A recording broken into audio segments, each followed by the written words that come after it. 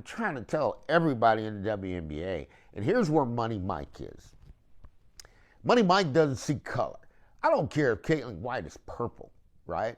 The Caitlin Clark that came into the WNBA gravitated to the fans, and the fans have been willing to spend money and follow her. They're willing to tag up their motorhomes, right? Because people don't understand the Big Ten. They don't have a clue outside of the Big Ten of how you tag up your motorhomes, you travel, you go see the football playing. And really, that's what they've done is with Caitlin Clark. They're willing to satch it up. We're going to make Caitlin Clark a vacation, right? So if the WNBA owners understand they want to make Caitlin Clark a vacation, how do I get another player just like that so I can make a vacation? Well, the name is Juju Watkins, right? So Juju Watkins is not going to reinvent the wheel, folks. Juju Watkins just comes under the umbrella of Caitlin, who's already here, and everybody's in negotiations, and she makes revenue right now the minute she walks into the league, right? I don't care if Juju Watkins is green, purple, orange, black, red. It doesn't matter. The fact of the matter is she's the player that can move the needle.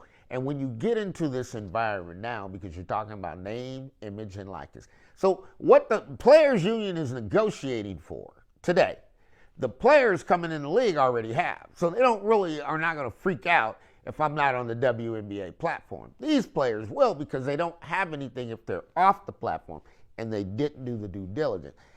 You got Kathy Engelbert, Duluth, comes up, gives the valuation $1 billion, what they're going to make. Here's their projected revenue.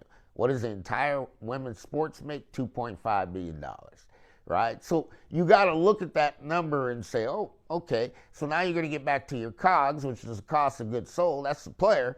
And really, at the end of the day, the cost of goods sold is too low, right? And the WNBA players were working on minimum wage, but now it doesn't matter because the players who are playing in Project B will not get max contracts.